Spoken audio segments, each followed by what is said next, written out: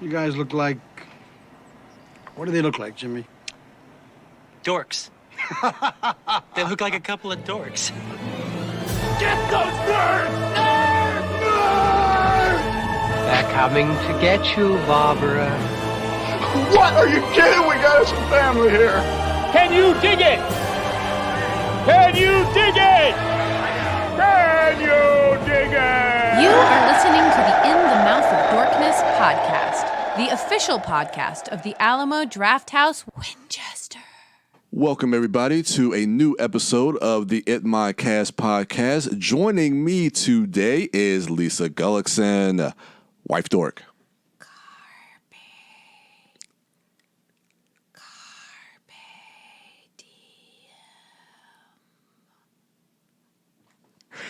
And also joining me is Brad Gullickson, Mouth Dork. That's God's gun. Bad boys of the Bible. And I am your host for this episode, Brian Young, the Turtle Dork. Turn up. Man, you need to turn that shit off. And welcome, everybody. Yeah. Pew, pew, pew. Yeah. Yeah. Guns and shooting. We're going to talk about bad boys. Yeah, so Bad a lot of bad guns. boys. What you gonna do? What you gonna do when they come from you? Take it down, take it down, take stones. Hey, we gotta learn the words. We got to. So yes, this is that episode, but hold off. We're going to get to that a little bit later. Before we get to our weekend dork, so how was everybody's previous week? I've had a great week in Dork. I think I've done a complete 180 from last week where where I was underwhelmed by art. Yeah, I think we all were. Yeah, that week. Well, we had the post-holiday sads. Yeah, we did. But I don't have cancer. But yeah. Yay! So, Well, Brad got a CT scan. I did, and they were like, "You might have cancer." But then he got like the scope up his nose. Oh. They looked around. Brian doesn't like this story. We told it to him in detail before the podcast. He got the little scopey up his nose, and they're like, "Nope, you've got gastroesophageal reflux disorder." Yeah. What is that? It's called in short GERD, which is just bad acid reflux. Okay. It basically means that my stomach acid is destroying my throat, and I need to make some serious lifestyle changes. Just Okay. cool it with the burgers coffee and the coffee. No, yeah, they want me to get off the red meat. They want me to Not stop. red meat, high fat meat. So Whatever. that is mostly red meat. Just all the delicious things. No peppers, no Thai food, no orange juice. No orange juice. So we're heading to the Alamo after this screening. So what's on the menu? Cocktails. What's on the menu, Brad? I think he could probably eat a pretzel. I could do pretzel and I could do the hummus plate. Oh yeah, I'll the do the hummus Okay. plate. Yeah. All right. But my favorite, the buffalo chicken wrap, that is Gone? no go. Yeah. Oh man. I'm supposed to cut out all caffeine, and I've done that all but coffee. In the morning, I do half decaf, half caffeine, because I don't want a migraine headache. Yeah. So I'm weaning myself off of it. It's probably the best way to do it. Man, I love coffee. You should have talked to us on Monday between getting the phone call that he got the referral to the ENT and might need a biopsy to him getting his, because you would have thought that he had already died the way we were walking around, just openly crying on the phone to my mother. Oh. He was so young. It's been a rough 2020, but turns out a great 2020 because no cancer. Yeah. There you that's go. right. There Not you yet, go. anyway. Oh man, Lisa. Come on. I'm just saying. Gotta look on the bright side of life, man. Gotta look on the bright side. So let's go ahead and get into this episode. We should also point out that Darren, yet again, is not here. But now he's like gallivanting in Florida. What's happening? He's got a really hot girlfriend, so it's like I kind of half understand. Like if I had a really hot girlfriend, I would be in Florida too. Yeah, so enjoy the weather, asshole. And your hot girlfriend. Love you. But he's in Florida, so enjoy it. And we will see you when you get back. Actually, next week, Man, the four of us are not going to be together for a while. So next week is going to be me and Darren. We're like the touring monkeys. You can never get four of them together. 2020 it mod. Honestly, from like December to now, we have not spent a lot of time. I think the Dorkies was the only time that all of us were together. Yeah. So yeah, well, get used to unique voices and experiences. There you go. Yeah, Just kind of. On Tuesday, Brad and I are flying out to Park City, Utah to watch some movies at the Sundance Film Festival. What? All right. We're Well, you guys super enjoy the snow. excited. Yeah. Oh man, and we're gonna get some snow. Yeah. First 2 days, it's gonna be. And I haven't taken, and neither has Brad, taken any time off of work up until, like, I'm literally working on Martin Luther King Jr. Day. Okay. So, like, Wow. we haven't packed. We haven't really done the proper research. No, we haven't done, well, Brad is the laundry person in this house. Brad haven't hasn't done done it, all though. of the laundry. We have no man. socks nor underwear. Yeah. So. And that's too cold. That's way too cold. That's way too cold. So we better I get gotta into this keep my weekend nether. dork. Yeah, let's get into this podcast so Brad can get started on some laundry. So Lisa, how was your week in Dork? Wonderful. I got to do all kinds of nerdy stuff. Just a quick shout out to Zumbo's Just Desserts. Brad and I have watched all but the last of this season 2, and Brad has weirdly gotten super into it. Go Simon. Simon is our favorite. Okay. We're going into the finale of spoilers to anybody who's currently not finished with Zumbo's Just Desserts season 2. Get on it. But it's down to Simon and Catherine, who were our personal favorites. Okay. Oh wow. See you later, Jeff. We didn't like you. So you guys Jeff have was a personal total investment. villain. Yes. Jeff was a villain. They had a one of the challenges was they were going to make birthday cakes for children, and they had actual children come in to taste and rate the cakes, and he was like, children don't like overly sweet things, and he made a beetroot cake, and the kids were like spitting it out. It was so gross to them, and I'm like, if you think that children don't like candy and sweets, then you truly are spawn of something horrible. Like, I'm just like, get it together. He has kids. I feel sorry for them. He's probably a great dad. Eating all those beet cakes. Gross. Gross. Yeah, that sounds gross. Yeah. Ugh. I'd never want a cake I make to be described as earthy. But what I really want to talk about today is we went over to our friend Emily Sears from Birth Movies Death, and we had a little like share your art night / movie night. It was super fun.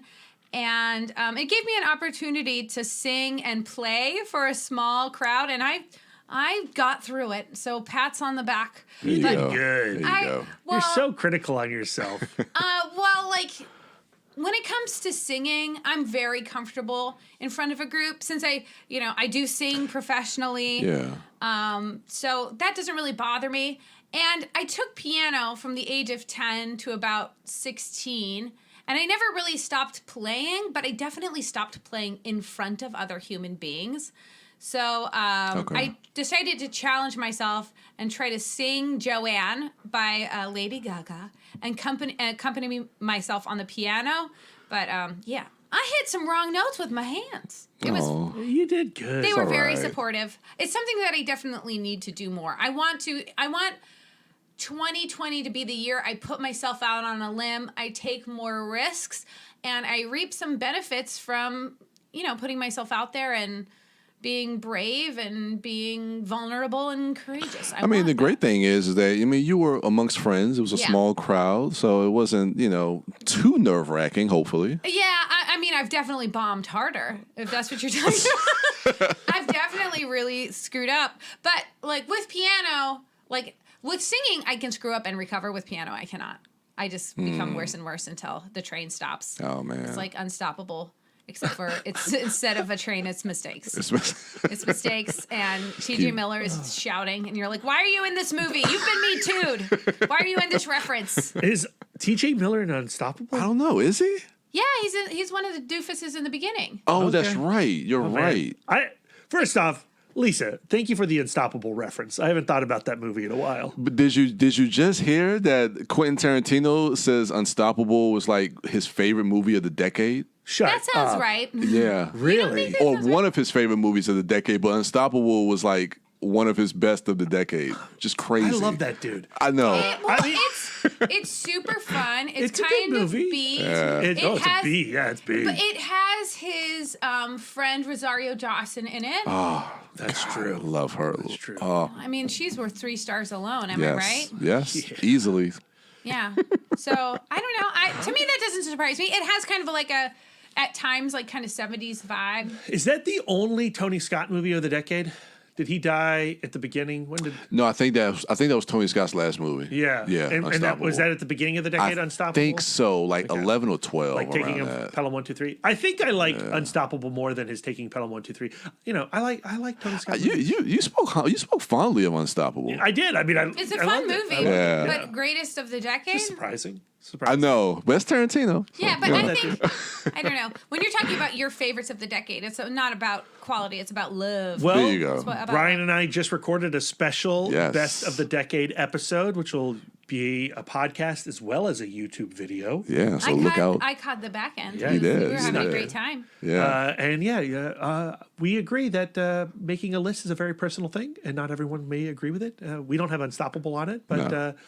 We respect Tarantino's choice. There you go. So deal with it. So sorry, Lisa, for interrupting.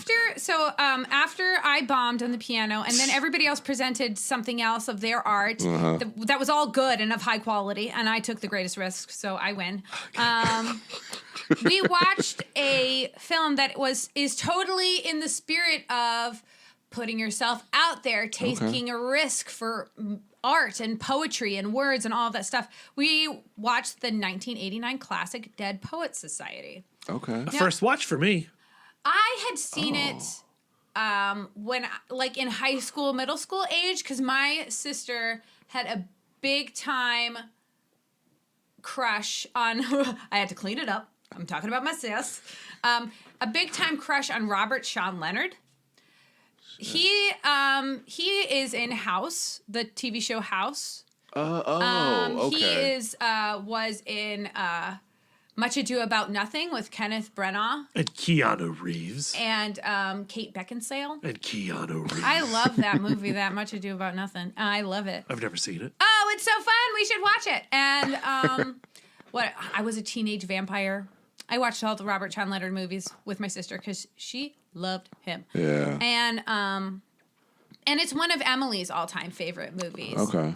Totally makes sense. Yeah, like that narrative comes together lickety-split. It does. Okay. Brad watched it for the first time. Yeah. I liked it. And you've never seen it. I don't remember seeing that movie. So what it's about is this kid, Ethan Hawke, gets sent to a boarding school, and his older brother had gone to that boarding school and was something of a star. Like, he thrived academically, and so Ethan Hawke has all of these expectations, and he's super shy and withdrawn, and on the side of he's just a very cautious person, and he gets bunked with Robert Sean Leonard, who his family is on the more economically restricted side. His family is going through a lot of struggle to keep him in this super fancy schmancy private school. Dad's played by Kurtwood Smith. Brilliantly. Oh, yeah. But of course, like, No. when you see Kurtwood Smith, you're like, oh, that kid, he's not going to have it easy. And he does not. Because his dad is sending him to this private school with the hopes of him getting into the Ivy Leagues, preferably Harvard, and then going into medical school. Okay. But Robert Sean Leonard is a bit of a romantic. He wants to be an actor. He wants to be able to express himself more freely. And his dad is just straight up having none of it. Okay. And they both end up, it seems to be a super small school because they said they had like 51 people in their graduating class. So I guess, And it's set like in the 1950s, late Right. 1950s. Okay. and so they have, they're in the same poetry class, and their English teacher is played by Robin Williams, who plays John Keating, who is the kind of teacher who throws the curriculum out the window and encourages his students to be free thinkers, which is really against the grain of this super hoity-toity, Yeah. in a brick castle, boarding school. One of my favorite scenes that I think about all of the time is for one of his lessons, Mr. Keating gets up and stands on his desk. And he goes, "Why am I standing on my desk?" And they're like, "'Cause you're weird." And he's like, "No, because sometimes you just need a different perspective." And so he has each of the kids in turn walk in a big circle, stand up on the desk, and just like look around. And that was something like after I'd seen the movie, that like standing on my bed or standing on a chair or standing on my desk was something I did weirdly all of the time. And I thought the joke of I'm getting a new perspective as hilarious. Like that was like my sixth grade jam, that kind of joke. I thought it was so funny. And another one of his lessons that really influenced me is he has three kids kind of walk in a circle. And then as they walk in a circle, they start to walk in lockstep. So they start walking at the same rate at the same time. And to the point where like they could clap along, like they had a rhythm going. And then he goes like, "Well, do you know what this is an example of? This is an example of how easy it is to conform. And that you should do everything in your power to fight that conformity and to be your own person." Interesting. And then he has him do like a bunch of silly walks around the courtyard while other teachers are like, "What is Mr. Keating doing?" And then there's, of course, one like asshole kid who's like, "I'm expressing my right not to walk." You know he's not a good guy because he's got red hair. No, that wasn't the no. Oh, that's not red the- hair. It was Charlie. Charlie. Oh. Charlie was so since it's like a boys' school type movie. There's a couple of like cliche type characters, but Like the redhead. Like the redhead who is going. There's always one. He's a fucking narc, and we hate him. But there's a character named Charlie who's like the over sexualized character. A lot of this movie, I think, really super stands up. I think it's relatable today. The fact that it was a period film in 1989, kind of makes it a little bit timeless. And but there is one scene that, like, in the now 2020s, in the Roaring 20s, doesn't really hold up. And it's a scene with Charlie. So Charlie is the he is girl crazy, hormones a raging, and he goes to have dinner with another family, and he meets whose kids go to the public school, and he meets a girlfriend of one of their sons, and he just gets like this total crush on her, and he starts like kind of light stalking her at her public school. She's a cheerleader. She's dating, a football player. And she ends up inviting him to a party, not as a date, but as we're having a party. And people are drinking, and she falls asleep on a couch, and he touches her hair and then kisses her on the forehead. So he's like light molesting an unconscious person. I hear you go, and people who are watching the movie were kind of going, and apparently Emily said in the book that he actually goes a little bit farther. In the name of what my quote was, Carpe Diem, which was one of the lessons. Gotta touch that tit. Yeah. Carpe Diem. Carpe that titty. So, other than that, I think, especially, so the whole Dead Poet Society thing, they find out that Mr. Keating had belonged to he had the super secret club with his friends where they would go to a cave and they would read poetry to each other.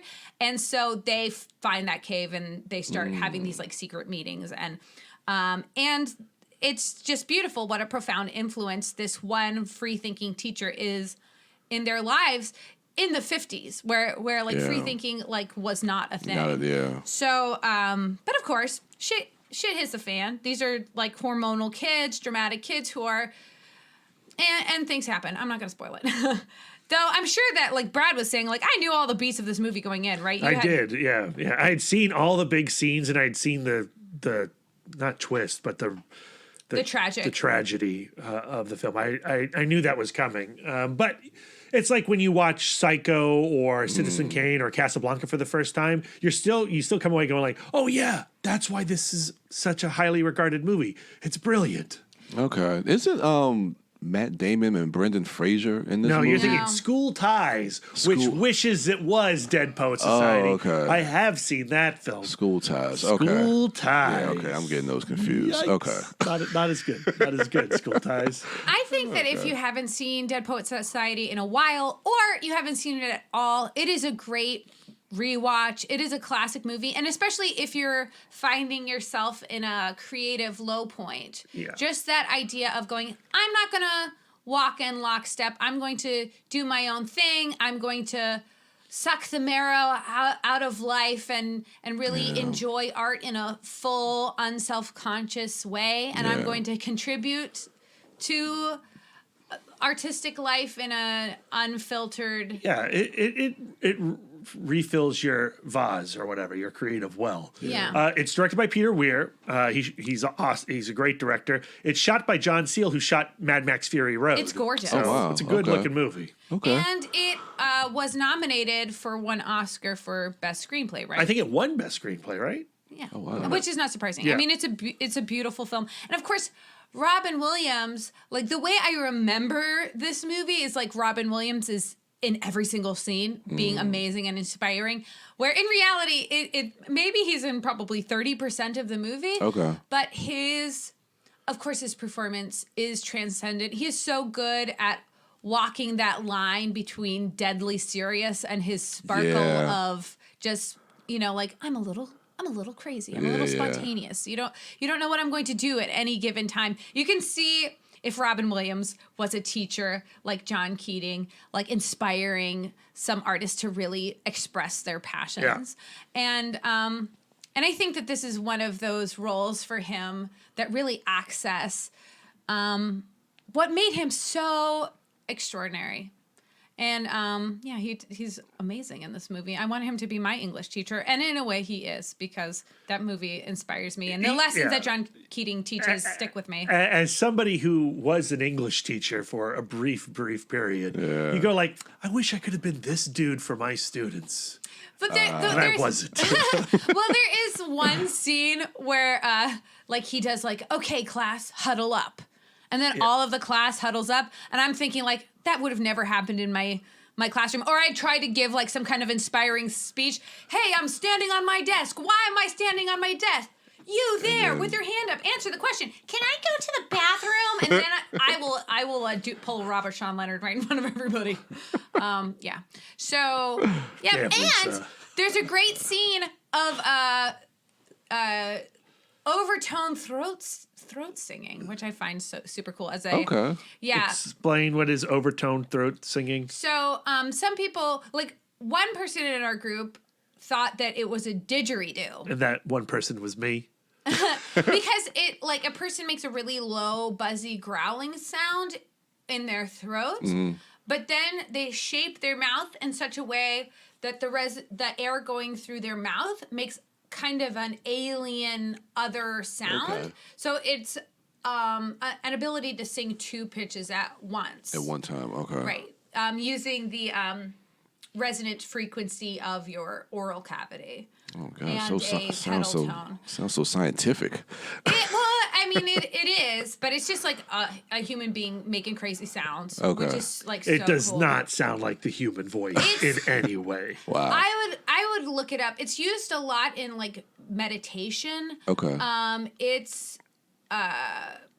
pretty common in I'm gonna get this wrong. Because I almost was a world music minor, but I don't want to get my facts wrong. But it is used in a lot of other cultures as kind spiritual of shit. Yeah.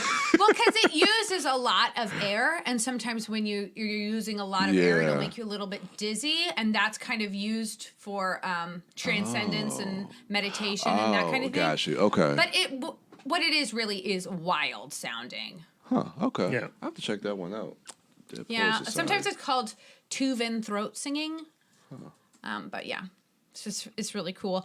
Good weekend dork. Yeah, thank you. I'm done. Oh. That was my weekend dork. I didn't. Sorry. Brad just wrapped me up. I didn't mean it to sound like that. I didn't mean it like that.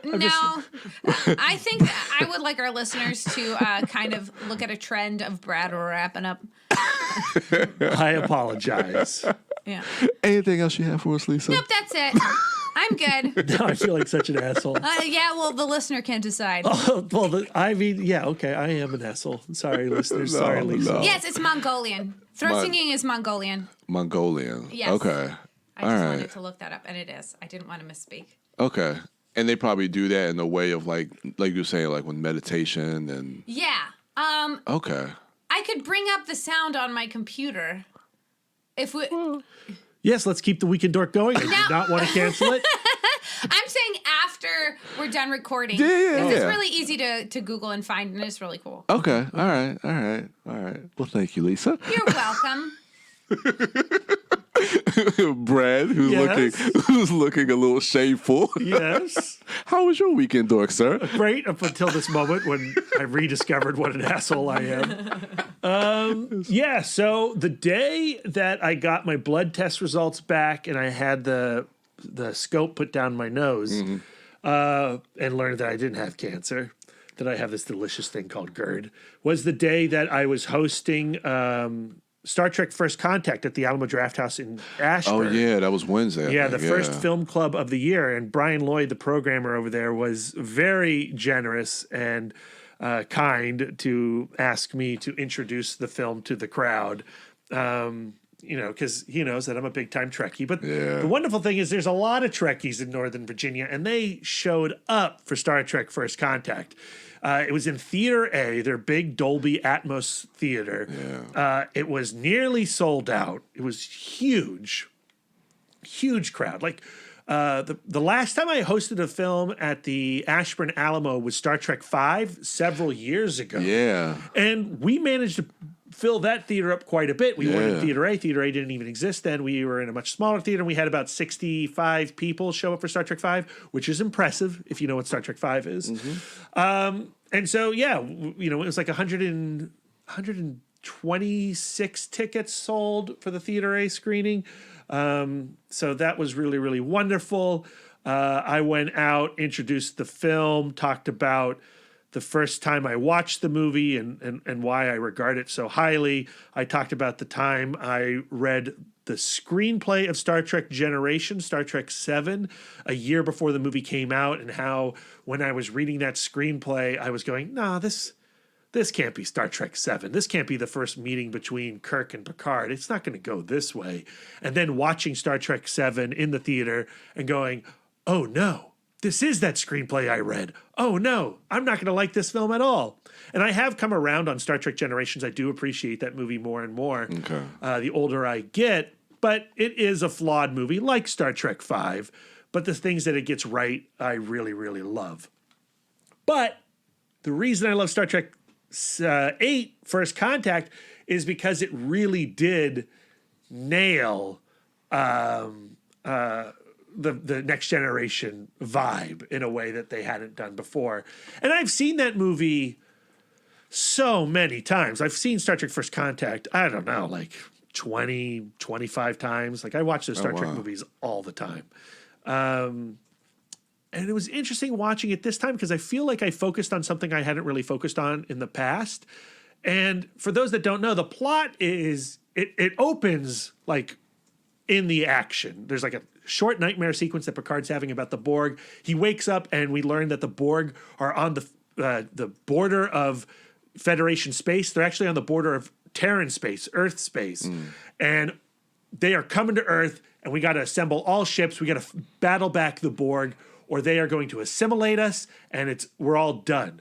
But because Picard's had that relationship with the Borg in the past, Starfleet doesn't want them to bring the new USS Enterprise E anywhere near them because Picard had been assimilated. He had become Locutus of Borg, and they're afraid that, that connection might become dangerous. So they stay back, doing sensor sweeps of the neutral zone, of Romulan space.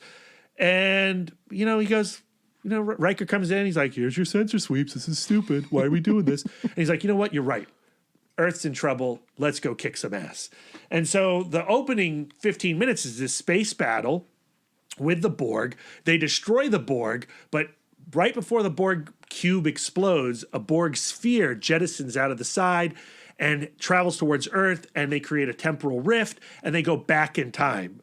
And the Enterprise gets into that rift. They see that the Earth has been assimilated, so they're going to follow them back in time. Where they end up is in 2060 something, and it's Earth, it's Montana.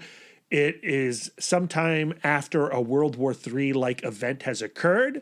America is not looking so hot, and Zefram Cochrane is about to launch the first space vessel with warp capabilities. And when they launch that ship, the Vulcans see that Earth has advanced to a higher plane of technology and therefore are worthy of first contact.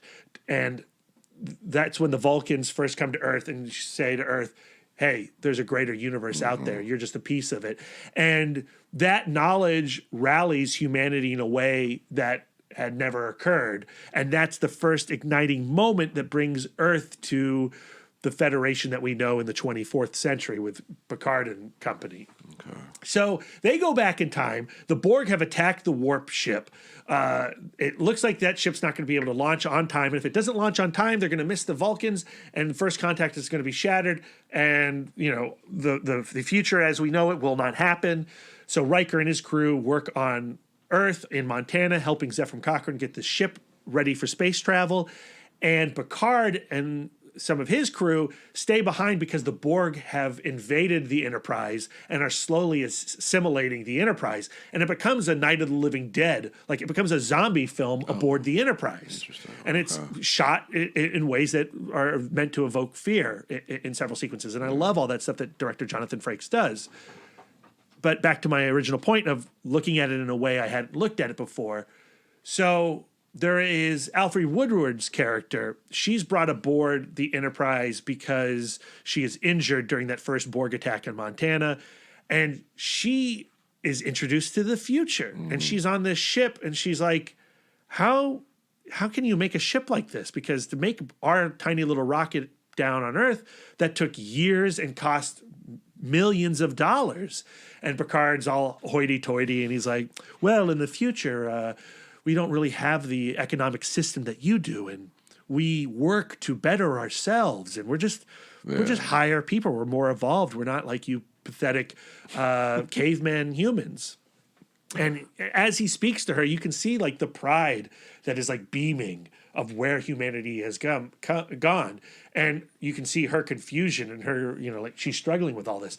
But at the same time, while Picard's being all prideful about how great the Federation is and how much we've evolved as a society, he is succumbing to anger and rage towards the Borg because of what they did to him back in that episode where they basically raped him and turned him into one of their drones, right? And so when he's attacking the Borg and he's seeing his crew members get assimilated, he's like, if you see one of your friends get assimilated, you need to kill them and move on. It's better for me. You know, their future as a Borg is disgusting, and they wouldn't want it, so you got to kill your friends if they get transformed. And we got to kill every single Borg that we possibly can. We have to decimate this species. We got to wipe it from the universe. They are a plague. And Alfre Woodard, this cave woman character in his eyes, goes to him and says, you know, you're being Ahab here. You know, you're succumbing to your hatred and your anger. You're falling to the dark side. And that is just something I had never really focused on in the past. And when Picard finally gives his speech and he thinks about the words of Herman Melville and Moby Dick, and when Ahab is upon the whale and he's saying, you know, if my chest was a cannon, I'd fire my heart upon it and all that stuff. You go like, this is a movie about recognizing that human growth never ends. And just when you think you've conquered some negative aspect of your personality, you have to check yourself and reevaluate. And I love that. And suddenly I used to think of Star Trek First Contact as like the action picture movie. But now I'm going like, actually, it's still totally in line with humanism. Okay. And I loved watching Star Trek First Contact this go around. And being in a full theater with that crowd and seeing it on that screen with like pristine high definition DCP. When the title comes up and it says Star Trek First Contact, there's this cheesy ass effect where you get to see all the letters be assimilated by Borg-like metallic nature. And when you watch it on TV, I don't even think I noticed it. I thought it just went from blue to yellow.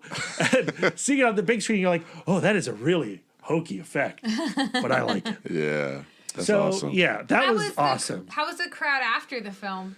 Oh, I think a lot of the crowd was really into it. A lot of positive vibes. A lot of people said I did a good job in the intro. Thank you to all those people that said those nice things. And yeah, I told Brian we just have to we got to get rid of this Terror Tuesday that they're doing every Tuesday and turn it into Trek Tuesday. Amen to that. A Star Trek film every Tuesday. Man. So yeah, that was super cool. Yeah, that's the thing that I'm most excited about this week. Okay. Anything else you got? Or I did read a comic book Saturday morning, that really I said this last night at Emily's, but when you watch a movie a day or you read a comic book a day, it's always interesting when you come across one that really stands out. You know, you watch a movie every, and you suddenly you see a film and you go, oh my God, this is why I love film. And clearly you love film because you watch a movie a day, right? But there's just something comes along that just reinvigorates your creative energy. Yeah. And this did it for me yesterday with comic books. It's called Head Lopper, Lopper. By Andrew McLean. This is volume 3, so it's called Head Lopper and the Knights of Venora. And what Head Lopper is, it's a fantasy comic. It's set in a world that you might see in Conan the Barbarian or Game of Thrones. There's dragons and witches and things like that. It's done in a very cartoony art style, which I really cherish. It's very... I'm trying to think. What would I compare? Are we getting that page flip on the audio? Get a little closer to that mic. Give them the full sensory experience. Yeah, there's the page flip. It's simplistic, but also very detailed in interesting ways. I'm doing a terrible job describing the art. I hate describing the art. Let me try to describe it. But it's a story of the Head Lopper. That's what people call him because he loves chopping off heads. Okay. He's a Conan the Barbarian type. His name is Norgal. He walks the earth with a basket, and inside that basket is a severed talking head, Agatha the Blue Witch.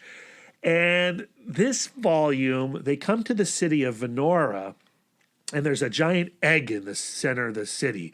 And there's a legend that when this egg cracks, the giant frog inside is going to come out and eat the sun, the moon, and all the stars. It's the end times. It's like this Lovecraftian creature. Yeah. And there are goblins on the outside who worship the egg because they want it to crack open and they want the end times and the darkness to come. And the people of Venora have banned magic from their walls. So if they find out that Norgal is walking around with a witch head in his basket, they're not going to be too happy. And for the majority of the comic, it is these goblins trying to get over the wall and get to this egg. And it's these humans on the other side. It's very Helm's Deep, trying to keep the egg back or keep the goblins back and away from the egg. And it is just so richly epic.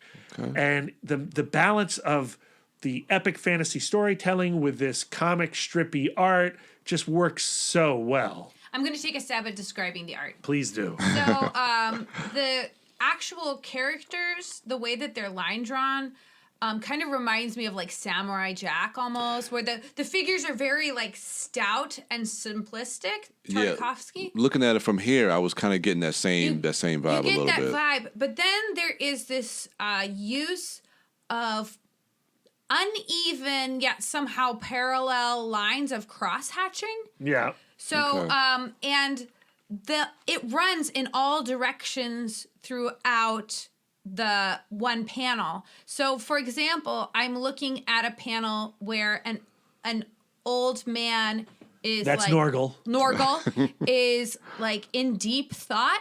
And so he. Oh no! That's Norgal's friend. No. Sorry. This is Norgal's friend. I haven't not read this comic, but he's in deep thought, and the whole panel is blue. But then he has parallel cross hatching in the shadow of his face, and then diagonal cross-hatching behind him. And so it creates, like, despite the simplicity of the actual forms, it creates a very busy, rich panel. Yeah. And sometimes you really have to concentrate on the sequential panels. Like, it doesn't necessarily always go from left to right. Oh, okay. And in those cases, he gives a little arrow at the bottom right-hand corner, so you can follow these arrows. I appreciate There's that. one sequence where a character who's kind of like an Electra ninja assassin character is taking on a dragon, and it's a splash page, but it's a splash page that's cut up of these many panels, and so you see her throw a sword to Norgal. Norgal catches it, and he starts hacking at the dragon and cutting the dragon into pieces while she's being swallowed by the dragon. But because he cuts the neck, she's swallowed, and then she falls out the severed side of the dragon's neck, so she lives. And just like the way you follow that person and the sword and Norgal through it, it's just like, wow, chef's kiss. Wow. It's very, very, very clever. Nice. The use of color, too, is also really interesting because it kind of mixes earth tones with, sometimes you'll get a pastel or like an olive green, but there will be entire pages that are practically monochromatic, and then the very next page being wildly colorful. Like, look, so this entire 2 pages are like a bright lime green. Some Lovecraftian stuff's happening at that Stonehenge. Yeah, so I don't know. Like, this comic is like an all battle comic, but what is great is that it is paying off of what is going on in the previous 2 volumes. I was not crazy in love with Headlopper and the Crimson Tower, which was volume 2. I liked it, but I didn't like it as much as volume 1. But when you get done with volume 3, you go, oh, I understand why volume 2 was the way it was. It elevated that book, and now I'm excited to go back and reread the entire thing. Yeah. He's not done. Andrew McLean still has another volume of Headlopper coming out in 2020. Super excited about that. It's published by Image Comics. Each trade paperback is about $17. Highly, highly, highly recommend Headlopper. Yeah. Nice. I'm going to read it. Great. Yeah, you should. Great. Good recommendation, Brad. Thank you. So that's your weekend dork? Yeah. Cool. Brian, what's your weekend work? Thanks, Lisa. I am done. You're done. You're off the hook. No, mine is pretty light. It was just a couple of things I want to talk about before we get into this review cast, which is what I really want to get into. But I watched the first episode of a docu-series that's on Netflix that is talking about Aaron Hernandez. This is the New England Patriots tight end. He's a football player who was, I don't know if he was convicted, but I know he was accused of murder and was in prison and ultimately committed suicide and killed himself in prison. I don't know. Netflix has cornered the market when it comes to these murder, true crime. I love all this stuff. Brad will watch this shit till he's sad. Yeah, that Evil Genius that you talked about on the podcast. So I watched that based on your recommendation, and it blew my mind. The Ted Bundy docuseries that I watched as well. So this one, the Staircase. I don't think I've seen that. Oh, one. that shit'll fuck you up. Staircase. Yeah. Staircase. Okay, Yeah. that's on Netflix. It's on Netflix. Watch Staircase. Oh shit. It's gonna ruin your day in the best way. Oh man. So this is called Killer Inside: The Mind of Aaron Hernandez, and each episode's about an hour long, and there's only 3 episodes. And I watched the first one last night, and I had to force myself to stop it because I had to try to get some sleep, which I still didn't get any. But Aaron Hernandez was a renowned tight end. He didn't take the team to the Super Bowl, but he was part of that Super Bowl run that the New England Patriots made early, I think in 2012 or something like that. And once you start to kind of delve into his home life and the connection that he has with the person that was murdered, the person that was murdered was his fiance's sister's boyfriend. So it kind of dives a little bit into the relationship between those sisters and what were their involvements in this as well. But then just learning a little bit about his history, because like he may have been he may have been gay, he may have been like closeted because of. And a lot of people speculate that may have been the reason why he committed suicide, because he knew that information was about to get out, because he was having kind of like an intimate relationship with the on his high school football team, the quarterback who was on that team. So they talked to him about it. And just how they had to keep it secret because of the pressures from their father, because their fathers were like these manly men, sure. and so and you get to hear like conversations that he would have, and it kind of falls in line like with a lot of these like true crime docu-series that we get. Like when you just find out information, it's just like, oh shit. How much did you know going in? I knew enough. I knew about him possibly being gay or bisexual. I knew that he was convicted of this crime, and he may have been linked to another double murder that happened like a year or two prior to, and I knew about him killing himself, and I actually remember seeing him play, because I remember him being on the field and watching him play. So because this was like 2012, 2013, 14. So and I've been a big football fan, so I remember him like Tom Brady, Gronkowski, like all that team. I remember specifically that team that Aaron Hernandez was on, and yeah, so it's just mind-boggling to me now to go back at that time and see and learn about his story. It's fascinating. I'm excited to dive into these next 2 episodes to see what is going to ultimately, because the thing is, it's like they found out that he could have been connected to another double murder that happened like a year or 2 prior. But when that double murder happened, like a month later, he signed a new contract with the Patriots for like 5 years of $40 million. So the way that the first episode ends, it's like this guy could have been connected to this double murder, and yet he played a whole year of football, and signed this $40 million contract, and nobody knew that he probably committed this double murder. And like, it's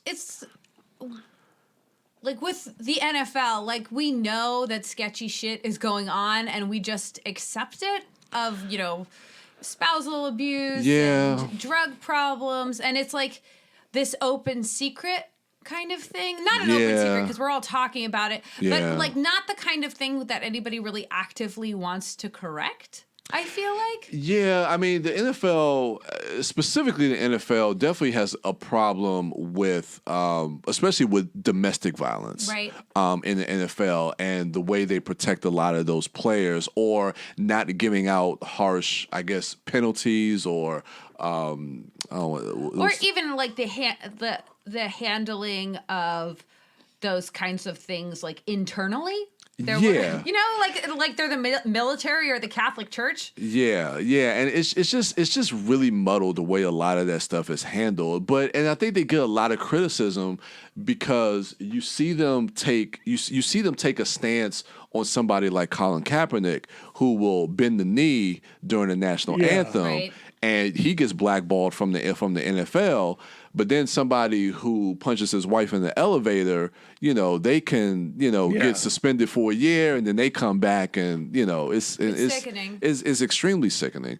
I'm looking forward to the day though when you go like, hey, why'd that star athlete commit suicide? Oh, he was gay, and then we all go, oh, okay, like that makes sense. Yeah, I'm looking forward to that not being a like a thing anymore, where people don't feel like, or athletes in particular are these particularly masculine fields being like a place that is not safe to be an out gay person. And that's the thing, because even in these sports leagues, that's a microcosm of the world that we live in. Because even in this first episode, when they bring up that, you know, he had a sexual relationship with in high school with his quarterback, they talked to a New England Patriot. I think he was like an offensive lineman who was also in the closet. And you just realize that they're gay people in the whole world. So you got to imagine that but it's such a masculine environment in the NFL, especially in the locker room,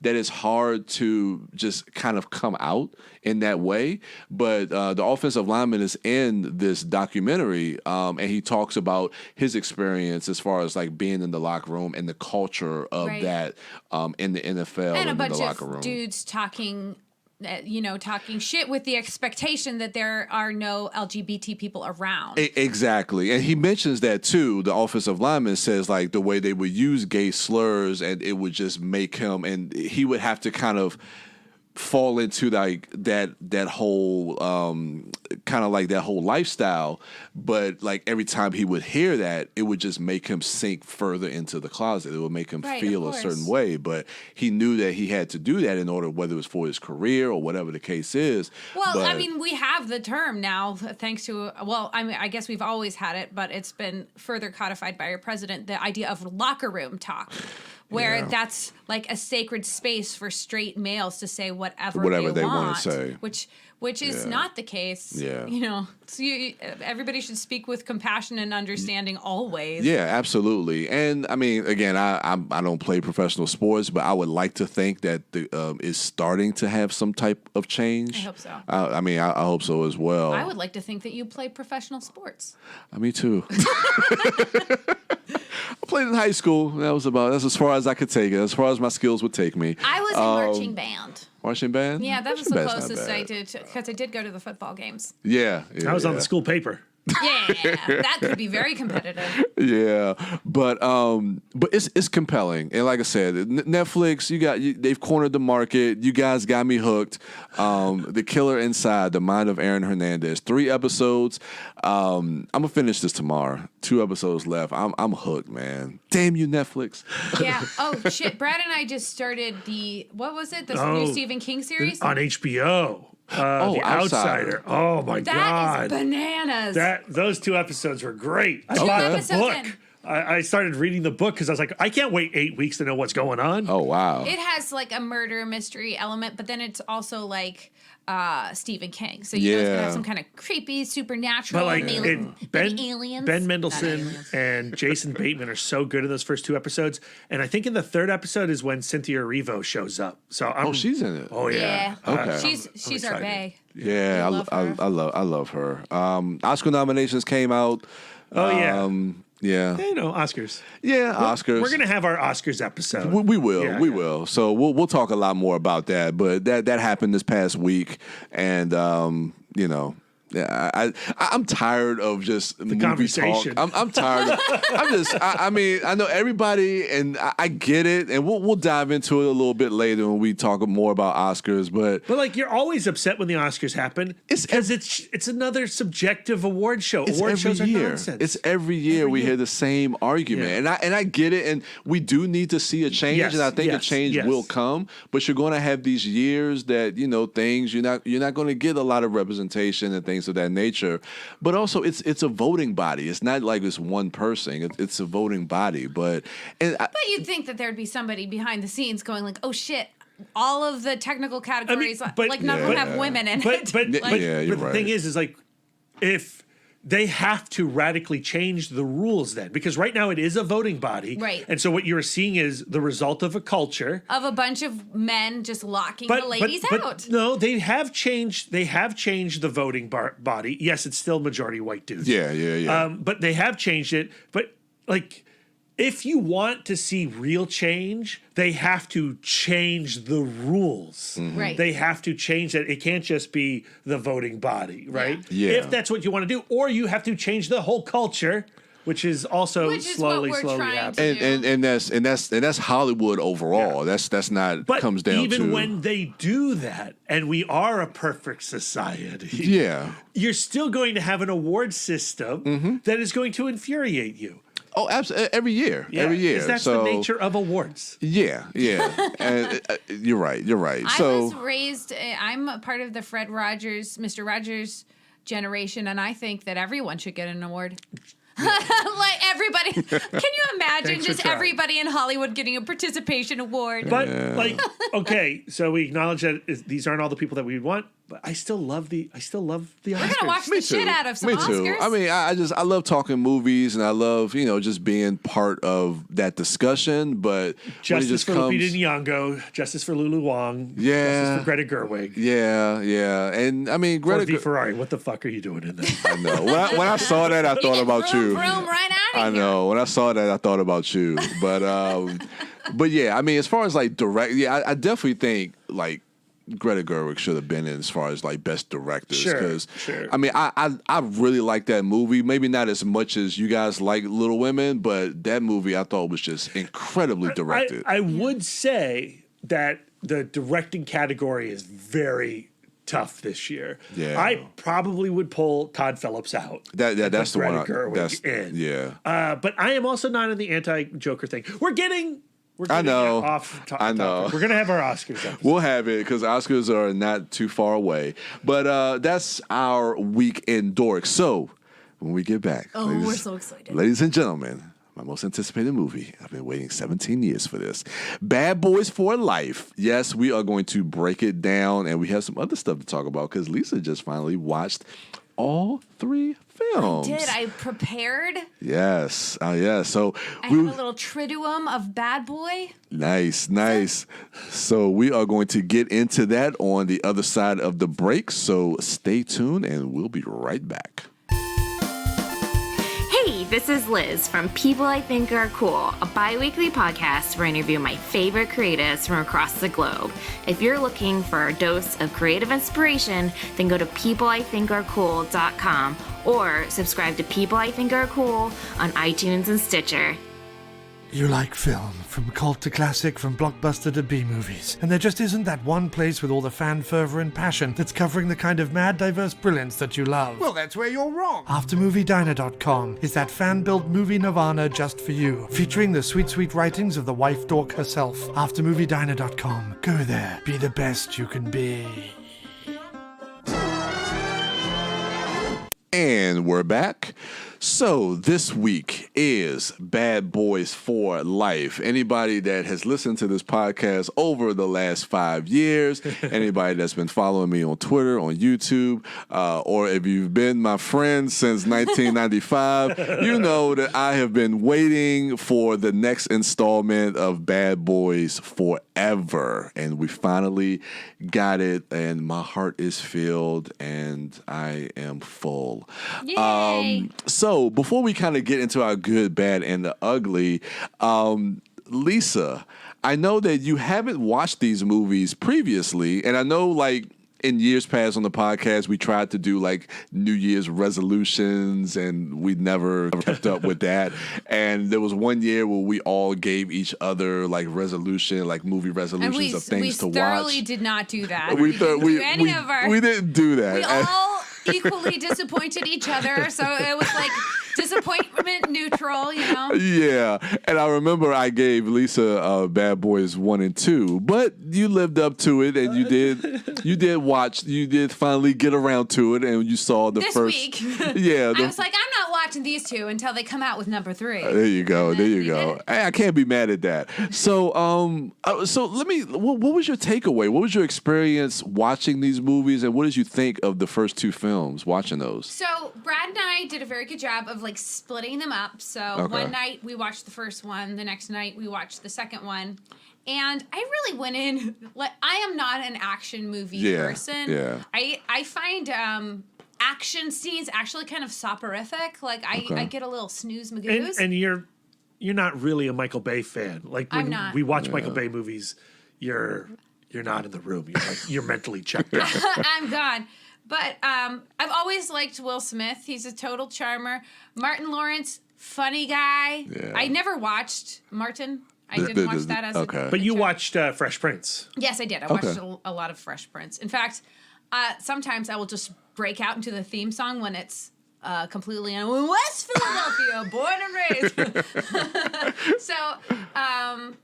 So when I finally got around to watching this movie, I didn't really have any expectations even.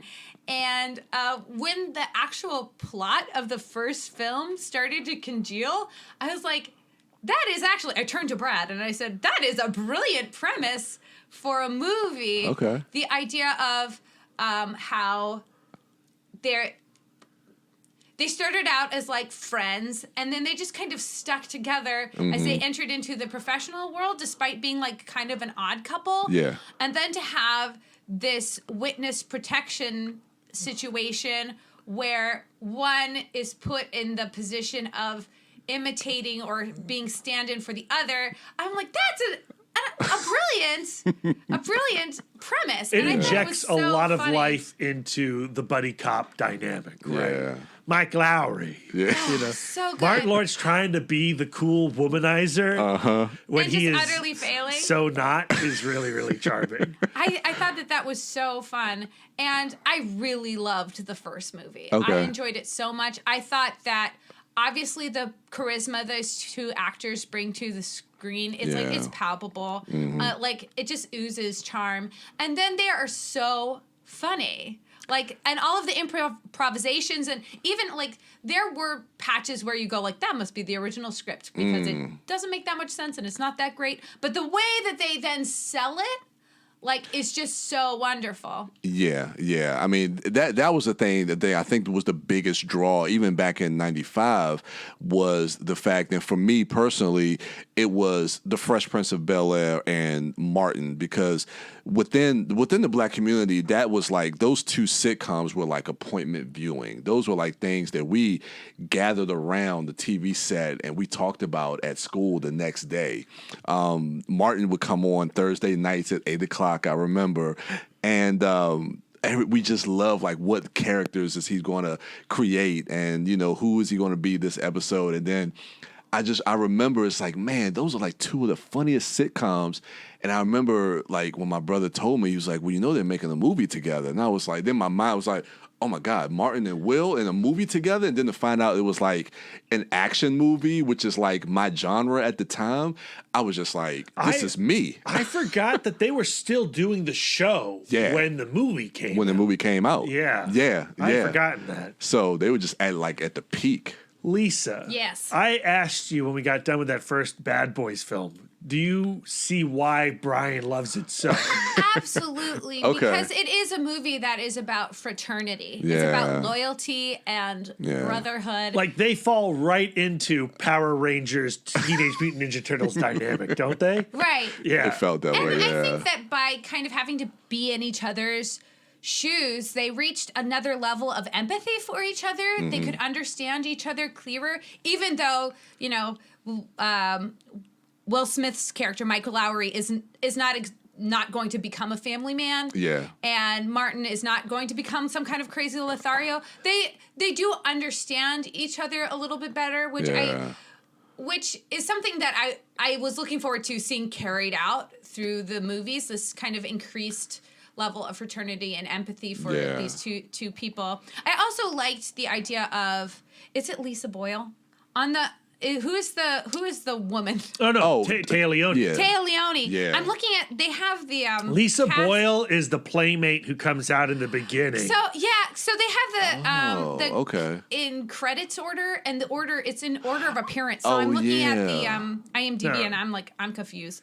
Téa Leoni would be her own sitcom star in a few years after this. There were elements of her character that were kind of unbelievable, but I really liked the fact that once she had been put into witness protection and she was kind of being taken out on stakeouts, how she really wanted to become part of the solution for the crime. Yeah. She really wanted to get involved. I thought that was really fun as a kind of interesting character point, to have this kind of third party character. Yeah. I thought was really fun. The joke of why do you have all these photos of this dude in your apartment? That was my favorite scene. Oh my God. And Martin going like, well, it's because of you have to have a picture for every time he saved my life. And, at his place, there's even more pictures of me, which I found that so funny. All right, so you loved Bad Boys. I loved Bad Boys. What about Bad Boys 2? Bad Boys 2 was, I still enjoyed it. Okay. But it was the first one where I'm like, ooh, these action scenes are getting a little long for me. Yeah. And I found myself empathizing more and more with Marcus. Okay. Because he's going like, I'm not suited for this. And I don't, like, I have a family. I have kids. It's not responsible for me to be in just these open gunfights anymore. I want to transfer. I want a like cooler, more easy life so I can be the full father.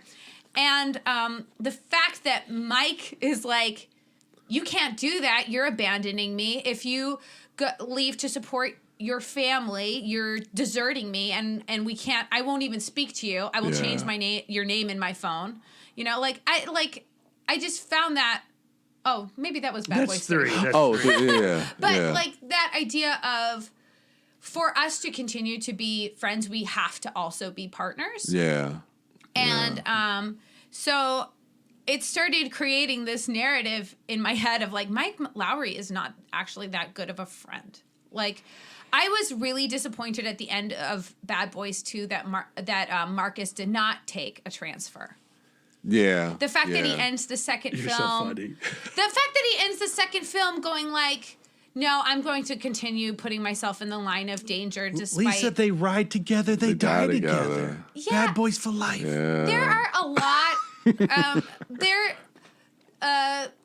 Riding together contains multitudes. There are many, many ways that you can ride together without catching bullets for each other. Yeah. What you think about Gabrielle Union and that whole dynamic of Mike Lowry dating his sister? I thought that was super fun. I was definitely disappointed that she was not in that it didn't ultimately work out. Yeah. Though I do like the fact that in the third film we have this complete flip. Where in the first film, it seems like Mike Lowry has the aspirational life. He is dating all of these women. He has... In quotes. He's going to Pound Town. He's going to Pound Town with all kinds of women. Strippers love him. He has an amazing closet of amazing clothes. He drives an amazing car. Yeah. And in comparison, Marcus's life just seems less glamorous. Like, he has kids, he bickers with his wife, he's constantly being emasculated by his best friend, you know, so... He needs that little blue pill. Yeah. So, I like in the third film how that is kind of flipped, where now Marcus is having grandchildren, and he has this... He has a life full of love and fulfillment. Yeah. And Mike doesn't really have that. Now he's just kind of lonely. And he all he has left is this adrenaline chase of fighting crimes in a rash and irresponsible manner. Yeah.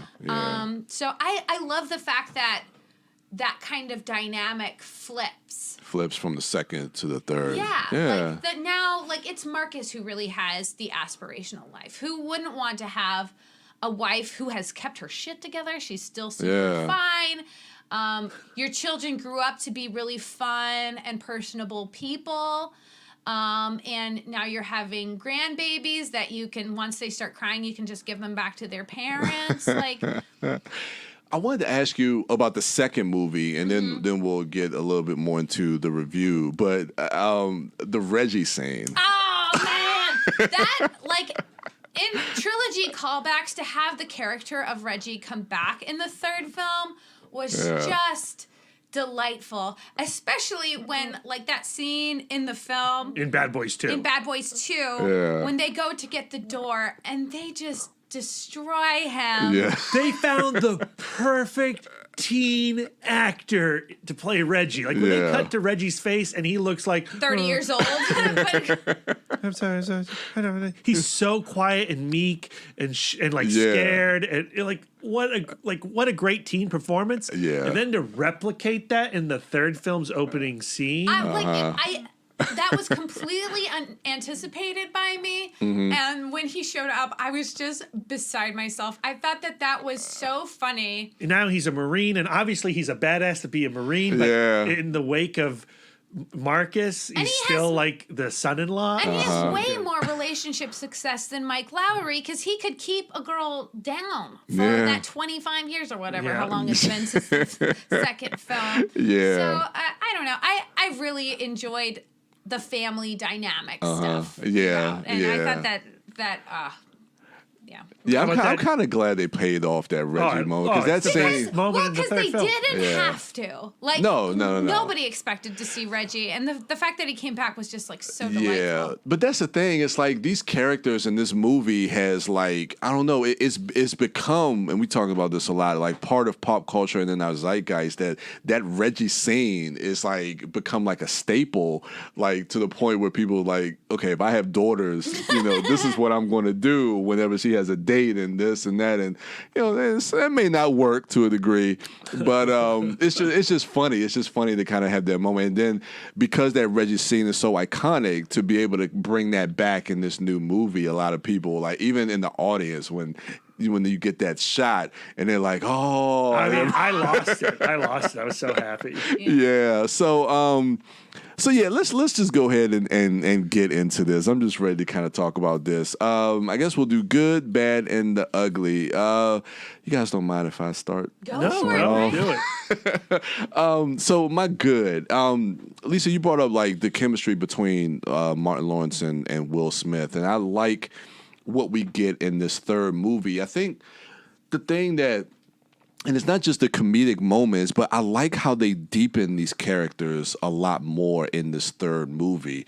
Of course, we're going to do spoilers, but so the movie opens with they're in this kind of high pursuit to get to the hospital, and because he has to get to his daughter giving birth to his new grandbaby, and of course we talked about Reggie, but then they have this celebration at like this little nightclub, and and Mike Lowry gets shot 3 times. I was surprised by. I was shocked. For some reason, I thought he was going to die. I was like, this is very brave. What a brave choice to kill. I was like, I was not expecting a lot of these twists and turns. And there's a few of them in this movie that shocked a lot of people. It reminds me of the opening of Beverly Hills Cop 2 when Ronnie Cox gets gunned down in the beginning. You're like, oh, well, he was a staple. What? Yeah. And of course, this is even more elevated. And I never thought like, oh, well, he's going to die now. But we are like his presence is removed for a decent chunk of the movie. Yeah, for a decent amount, and it really kind of focused in on Marcus. And Martin Lawrence is given some time to really have some deep moments in this movie where he's speaking to God and he's like, look, man, like, save him this one last time, and if you promise to bring him back to me, then I'll put down my gun. I'll give up the violence. And I thought that was a really, really deeply emotional scene for Marcus Burnett. And I love the scene after his daughter's wedding that him and Mike have in the kitchen, where he's like, look, I need to get revenge on these people that tried to kill me. And Marcus is like, I'm retiring, man. And, he tries to make him feel guilty. Like, he's like, look, you giving up. Like, it's bad boys for life. It's like, you giving up on me. And he's like, how dare you? It's like, I stood by you. That scene is like, stood out to me as well. Yeah. It's like, I stood by you. It's like, how dare you? Yeah. It's like, don't tell me just because I'm not going to like go with you on this vengeance quest. I put your cocoa butter beard oil in your goatee while you were unconscious. Exactly. I thought that moment with the beard was profoundly sweet. Like I was like welling up when it cuts to, which is like a funny scene, but it's profoundly a moving thing to witness a friend do this for a friend. Like, I recognize your vanity, and I don't want other people to know that you have a gray beard. Because he's upholding his dignity. It's really like that. That moment is my favorite moment in the entire film. Oh, nice. Yeah, man. So I love how we get a lot of this in the first 2 films, but I just like how we kind of deepen these characters a lot more. The villains, you know what? People talk about villains a lot. I thought that the villains actually worked. I like how they made it more of a personal villain as opposed to just having, and I like Johnny Tapia and Fouché in the first 2 movies. Sure, they're fine. And they're fun, kind of, second 2-dimensional villains.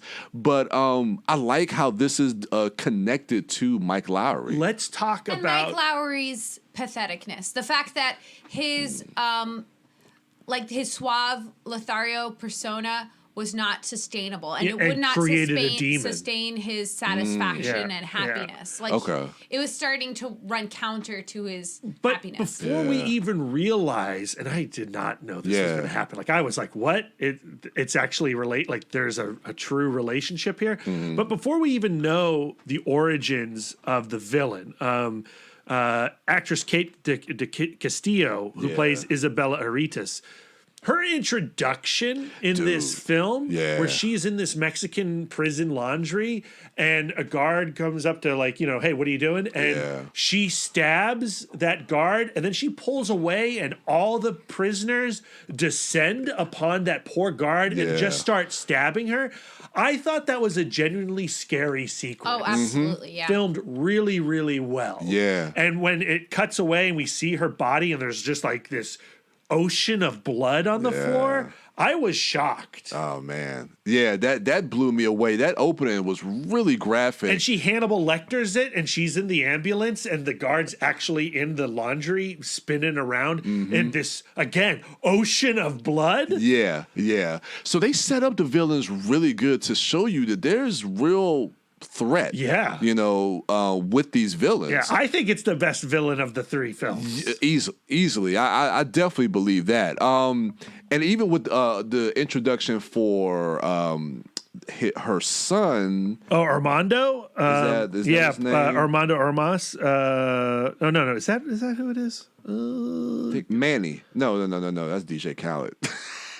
But the actor who plays his son, it is Armando. I'm right. Jacob is Scipio. Oh, that's Armando. I apologize. I can't pronounce it. Yeah, so because she tells him that your father has money in the States, and when he goes and meets up to get some of the money, and he shoots the one dude, then I was just like, whoa, this shit is intense. Violent. Yes, it's violent.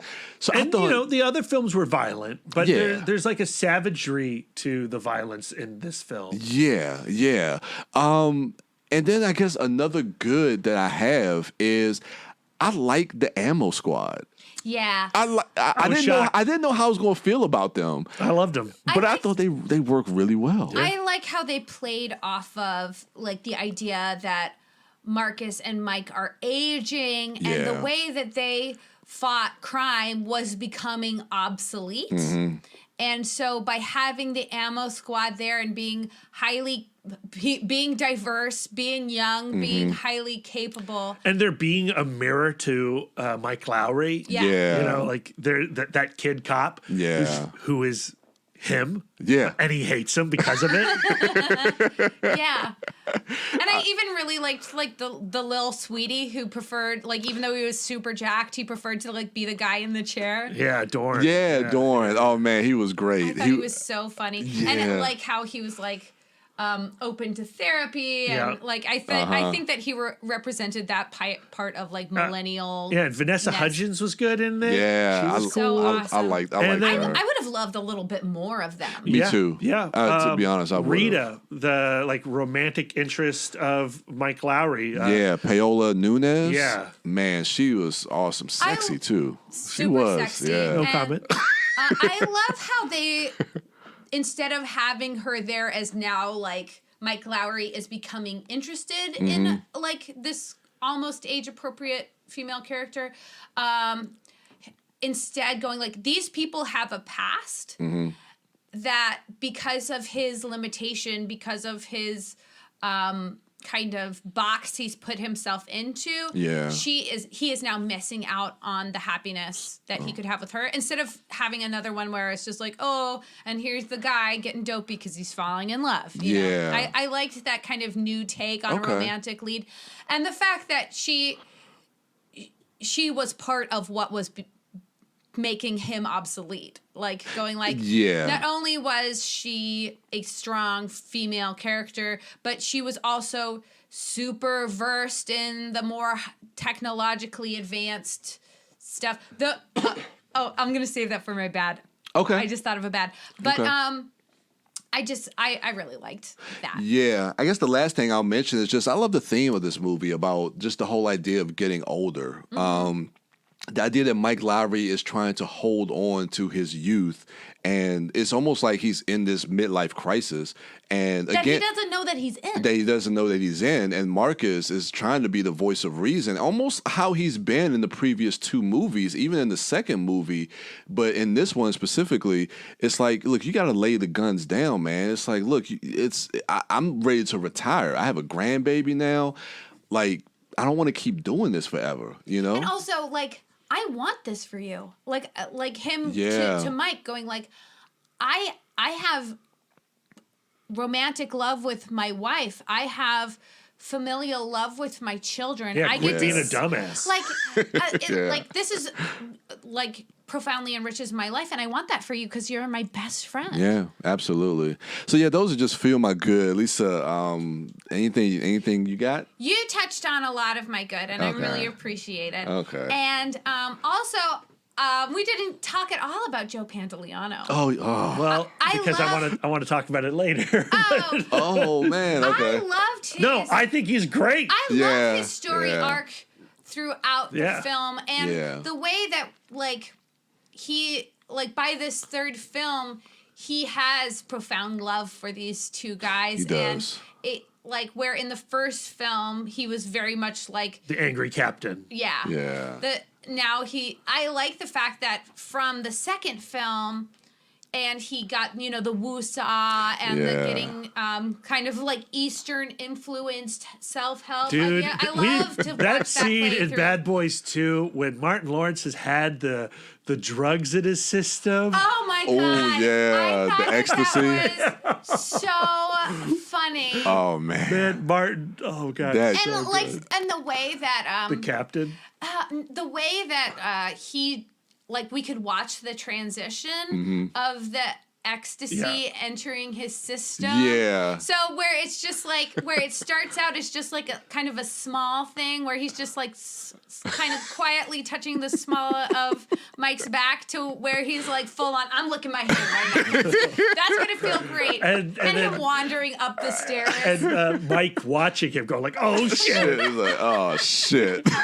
Oh, that was just so wonderful. It was so good. So funny. So good. Oh, but we were talking about Bad Boys. Oh, Joey Pants. Yeah. He's good. He's so wonderful. I think He is. I like to see those, seeing Joe Pantoliano or seeing Reggie carry through, where it's just like, guess what? Their story has been continuing on without us. Yeah. Yeah. He's evolved and he has his own life and aims, and I think that he is he has a vision for his a legacy he wants to leave with this Ammo Squad, and even though he still has profound love for Mike Lowrey, he is kind of on the side of hey, why don't you? It's your turn to go and enjoy your life. He can see kind of the sickness that is in Mike Lowrey. In Mike. Yeah. You know what? It goes to, well, I guess it's spoilers. So that conversation that he has with Mike at, I guess that's his daughter's basketball game when they're on the bleachers. Oh, that was the fact that he it's hey, guess what? This guy has a family too, and he's enjoying his. Yeah, and the callback to the first one about how she can't shoot and the family curse. But what he was telling Mike, the first time I saw it, I wasn't didn't really even pick up on that. I wasn't that is even a really callback to the first film. Yeah. But the way he was telling Mike, I seen it twice, and the first time I didn't really pick up on what he was saying. But then I was like, all right, let me listen to what Captain Howard is telling Mike, and he's like, you're riding this horse, and you're directionless. Like, you're just going where the horse is taking you, and your horse is all your trauma, all your pain, all everything, and it's just like you're letting that guide you, and it's just like, and that's what he's saying. Like, where are you going? And it's just like, I was like, fuck. That's so evocative, though. Like, of course you're gonna immediately turn that metaphor upon yourself. Yeah. Who's driving? Is it me or my horse? Yeah. And I just thought that was so profound and so in line with where Mike was at that time. He's letting that trauma drive him. He's letting his horse guide him instead of him guiding his horse. Yeah. Right before But anything else good you had, Lisa? What else was good? I'm sure that I'll think of more things. I'll let Brad start, and I'll just interrupt him. I mean, I feel like we've covered a lot of what my good is as well. Like, I had a lot of fun with these guys. I love seeing them again. I feel the continuation of the three films. Like, it all gels. It's always you're always worried that when you have a sequel so many years, decade plus years since the last film, that they can still maintain what you loved about the previous films. And like Bad Boys 2 was a long time after Bad Boys 1. And so it is a unique trilogy where you're checking in on lives. And I like that. Where you get to see like, oh, this is who they were in their 20s. Oh, now you're getting to see them in their 30s. And now you're like, oh, they're in their 50s. I think that makes the Bad Boys trilogy unique. And apart from, say, even like the Fast and the Furious films or whatever, right? And so that makes that time makes this trilogy special. Yeah, I agree. I think a lot of, I guess maybe we can segue into some of the bad, but I'll kind of defend it a little bit too, as far as Michael Bay in this third movie. But I think one of the biggest or glaring things about the movie is a little bit of the direction. And I think like me and Darren talked about it a little bit, is that, we miss Michael Bay in this movie. But I did my video review on YouTube, and I kind of mentioned that, you know what? I think because of the passage of time, and it's been 17 years, and the way Michael Bay directs movies, I don't think he could have directed this movie. It would be totally different. And the themes of it might even be different. Yeah. So I think where they are in their age now, it feels fitting for this movie to kind of be what it is with these directors, looking at it as kind of like just in a vacuum, just the way visually and the way that it was directed. I just don't, as much as I love Michael Bay and would have loved to have seen him direct this movie, I just don't think that if he would have, it would have worked. Yeah, and I did enjoy when these guys replicated certain Michael Bay shots, like the shit just got real shot. Things like that. Like I think they did a decent job of, paying homage to the style of Michael Bay at times for transitioning into the bad. But when they do go off and do their own style of action, it doesn't work for me. But though, like Michael Bay would not have done that prison escape scene the way that they did. And like that is a truly scary, cool sequence that I loved. And so there are directorial flourishes that I appreciated about this movie. But like if we're just talking straight action, when watching it so close to Bad Boys 2 in particular, like the Michael Bay stuff is just like destroys whatever's going on. And I mean, I don't know if I mentioned on the podcast, but me and Darren got to see a triple feature at Alamo Woodbridge. Shout out to the Alamo Woodbridge. And seeing like all three of these back to back, it's so apparent how different that third movie is from the other two, especially coming off of Bad Boys 2 with that insane Cuba, and that's insane third act. So it just feels a little slower. It feels it just feels different. I mean, the end of this movie when the helicopter is like crashing through the house and gunfire and things are going on fire, like it's the geography of the scene is hard to follow. Like I had trouble like what is actually happening in this action sequence. And I'm for me, man, I'm kind of getting exhausted of the blue and green screen stuff. Oh, sure, yeah. Like, I know every movie uses that, and even Michael Bay uses it to a degree. But he does a lot of it in the Transformers movies. Oh, well, yeah, that is true. But I like having real world, like, real stunts. I like that tangible feel of the action where it just doesn't feel like it's this artifice that's in between. Yeah, but when they get to the end and it's one-on-one between Mike Lowry and Armando, that's a solid fight. It's not a great fight, but it's better than the chaos of the scene right before that sequence. Yeah, absolutely. It's really just some of the directorial decisions. I kind of had some problems with, like I said, the blue green screen stuff doesn't work. I'm trying to think if there's anything else that's bad, man. I love being back in this world. That's all I can think of at the moment. Elisa, you have anything for your bad? Yes, I'm afraid I do, Brian. All right. I can handle it. Though while you were talking, I thought of another good, and that's the scene on the airplane. Oh, gosh, yes. They're trying to have the heart-to-heart, and they're switching seats and stuff. Okay. So funny. Okay. I really enjoyed that a lot. I did just think of another bad, but I'll let you go. So I thought some of the character arcs that they set up in the beginning of the film didn't really pay off at the end of the film. Okay. So I'm gonna point specifically to Marcus and his powerful scene in the church, where he is openly conversing with God and saying, like, save my friend. If you save my friend, I'm going to do away with violence. Yeah. And that burden of guilt he's carrying because he has been a part of such violence. And even though he does feel in his heart that it is justified, it still weighs on his soul. Mm-hmm. And but bad boys for the Bible, Lisa. Yeah, to me, I don't think that scene was played justice in the middle of the film for him to turn with that line and a Gatling gun into just being okay with, like, mowing people down. It was played for jokes. Yeah, and I just thought that wasn't fair to him as a character. I agree. Actually, that's something me and Darren talked about coming out the theater. It's like, because he said to me, he's like, he hates in movies like when, somebody like renounces violence just to kind of go back on it, just to play it for a joke. It's like, why even do it in the first place? Right. Yeah. And the same goes for me for Mike Lowry's arc of him. Like, he does come around maybe on the idea of settling down with Rita, right? Rita, yeah. And starting a family. Like, he does kind of vaguely come around to that idea. But he doesn't seem very influenced by... Oh, and maybe he's slightly more accepting of the Ammo group.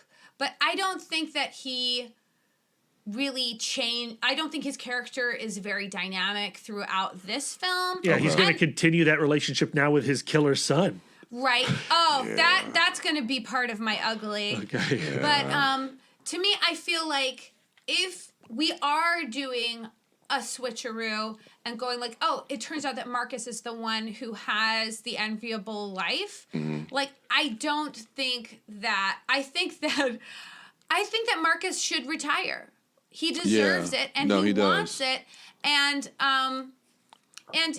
like, if you were to believe everything he said in the film, like, this violence has been traumatic to him, and this violence has separated him from his family, and he deserves his time with his family. So I feel like that's like I feel like that it really didn't justify the beginning of the movie. I loved the beginning of this film. Yeah. And I just feel like the ending of the movie didn't really pay off for me. Plus, I thought it got a little draggy in the middle. In the middle? Yeah. Okay. Too much action for Lisa. Too much action for me. Yeah. And then also, this was like this. I'm gonna put under bad, where I just I don't find it like, oh, I'm so mad that they did this, but I find it a little bit laughable.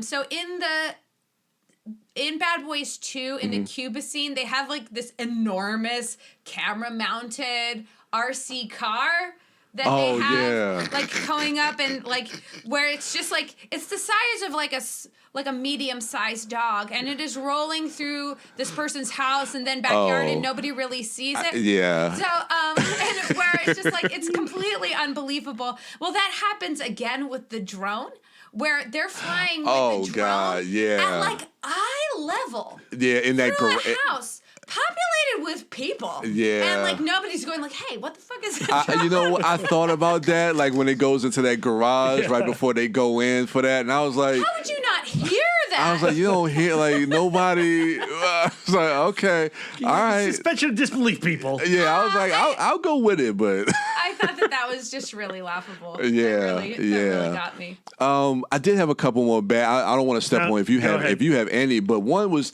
some of the scripts. The wedding scene. Oh yeah. Oh no, the toast. Are you going to talk about the toast? That toast is not good. Dude, I think that toast could have been played way better if everybody was like, "Ooh, that was a really terrible toast." Isn't it pathetic that that Mike Lowry doesn't have any examples in his life of romantic love other than his partner? Like, if I was the bride and we were all saying "Bad Boys for Life," I'd be like, I would bridezilla on his ass. Yeah, that was a little cringeworthy. I was like, here's a mantra that me and your father say that you can carry with you. Not applicable at all. And then everybody joins in. And I was like, okay, so that just didn't work. That didn't work for me at all. That was a little cringeworthy. But I think that it could have been played better. Better? I think that with a little direction, like I think that scene could have been played if way the better. audience wasn't like, yeah, we ride together, we die together as a wedding party. I had some issues with the reveal of the bad guy being his son, but if you got some bad... I agree. Like, Lisa's bad. It was also my bad. What you just said, that's my least favorite scene in the whole movie is the wedding scene. Tip of the hat to Michael Bay as the DJ. Yeah. But yeah, I don't think I like any of that. While how am I going to say this? Yeah. I thought that it is cool to weaponize his philandering, Mike Lowry's philandering from the beginning and go like, you were shooting seeds all over the world and one landed and it became your worst nightmare. Yeah. I kind of like that intellectually, and with a little more work, it could have worked. Okay. Like with a little, but as is, I don't know. And especially with the post-credit, or not post-credit, but like the title comes up and then we're going to like Declan Shaw this, you're gonna amend all these people you murdered by being on my hit squad. Like what? No, I don't like any of that. Yeah, I didn't like the way that played out with that, and I was like, oh, really? And it really kind of like I think that the way that she's introduced in the beginning as this psychotic monster. Yeah, like I don't like that it kind of towards the end of the movie gets reduced down to like bitches be crazy. Like you put a seed in a lady and she loses her goddamn mind. And like to your point, Lisa, talking about, all these themes that are there that could have really been traversed in a more satisfying, mindful way. I feel like it's all like the ending is betrayed. Like it betrays everything that came before. Like this movie was going to stick the landing and then it twisted his ankle. Yeah, I kind of feel that way too. And something else that bothered me about that reveal is like I don't like when movies make me recontextualize how I see a character from the previous films. So the fact that now it reveals that he has a son, it makes me look at Mike Lowry differently when I watch the first two movies. Yeah. But I mean, I know that he's a ladies' man and he's doing, but I don't know. It's just weird. Well, I do think it does go like, well, maybe those previous films aren't as fun as they should be. Maybe that's what it is. I don't know. I I like when you read something and you go, oh, damn. It makes you go back and think of the. But does this do it in a satisfying way? That's the thing. I think it comes close. Yeah. I think it comes close, but it fucks. I don't think that like Mike Lowry gets his just desserts. Well, like by the end of the third film, Lisa's like so anti-Mike Lowry. Mike Lowry. I think it's funny the idea of can you sustain being a Lothario over your entire life, and the moral of the story is You can't. No, right? yeah. But like, I think that's my biggest bad, right? Like, you see this all the time. And to Darren's point, where we want to be better people, and better people means not succumbing to our base instincts, and you know, Marcus makes this promise not to be a man of violence. And then he succumbs back to it, and he loves because it. It's an action movie. Rey in Rise of the Skywalker says to the Emperor, you know, I forgive you. Like, I've already forgiven you. We're Jedi. We're of the light side. You know, we're an order of peace. Yeah. But we also are going to melt your fucking face off. Like, I don't like any of that stuff. And it happens in Star Trek, too, you know, where...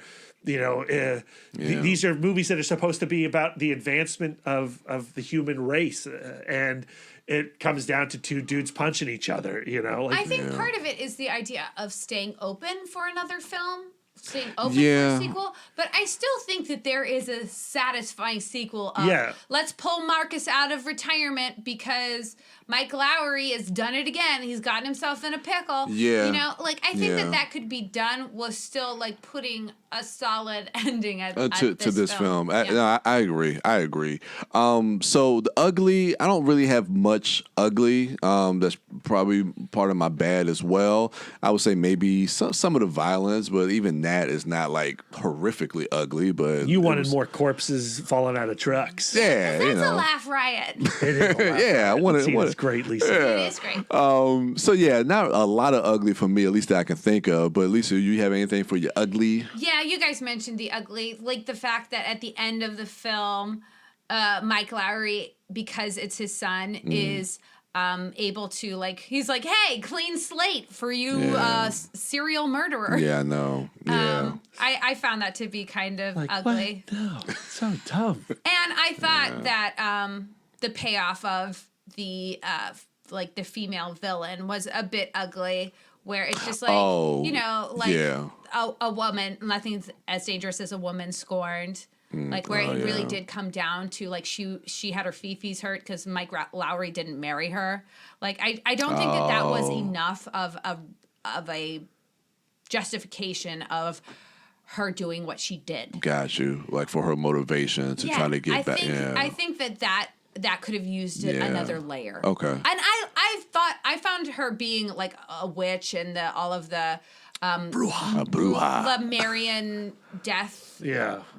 We saw enough of that in Peppermint. Well, we learned all about it in Peppermint. Oh, I haven't seen that. I do like that idea of this kind of supernaturalized, paganized Catholicism. I do find that really intriguing, and how it can have, like, supernatural elements. I think that that's really interesting. I just feel like she didn't really pay off as a villain. Okay. What about you, Brad? Anything ugly? You have to kill Joey Pants. I know, man. You gotta kill him.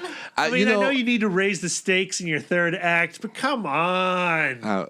This is not the kind of film that I wanted. Like, because there's so many, like, cool and satisfying callbacks to Reggie and the basketball thing. And, like, you want, like, these are your family members now.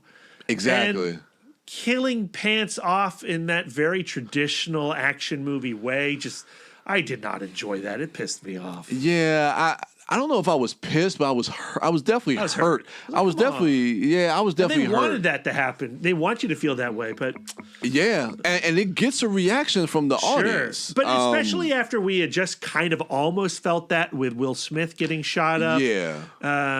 I don't know. I just don't like it. Yeah, I mean, and I just think Captain Howard has a great dynamic with Marcus and Mike, and I just, I mean, now that Rita is the new captain, but I think you can still, and I like the idea of moving forward with this new dynamic with Rita, with the Ammo Squad, but I don't know, man. Captain Howard was just he was a part of Bad Boys, but no more. So, that is our review. One last question, Brian. Yeah. Do you want Bad Boys 4 for life? You know what? I talked to Darren about this a little bit. I'm good, man. Like, for me, honestly, I wanted a trilogy. I wanted them just to make another movie. I know now, and I heard that it's doing really well this weekend, which I'm super ecstatic about. Sorry, Doolittle. Yeah, sorry, Doolittle. Sorry, Robert Downey Jr. Don't worry, the MCU will be calling you back. But no, I know, I don't want that. But I know they're moving forward and they're trying to fast track a fourth one. But personally, man, I just wanted, and I talked about it on the podcast. I just wanted my trilogy, and I got it, and I'm good. What if they did Bad Boys 4 for life in 15 years, and now Mike Lowry is? I mean, I'm down for that. Like 70s or late 60s. I'm down for that. That's the only fourth Bad Boys I want. I want another They're in the retirement home. Some shit goes down, and they roll out literally because they're both in wheelchairs. Oh, I like it. I like that idea. I would honestly, now that I have this third movie, I wouldn't mind waiting another 10. This is our before trilogy. Yeah, you're right. You're right. I love that parallel. Yeah, in reality, I love. This is the action version of Boyhood. So you never know.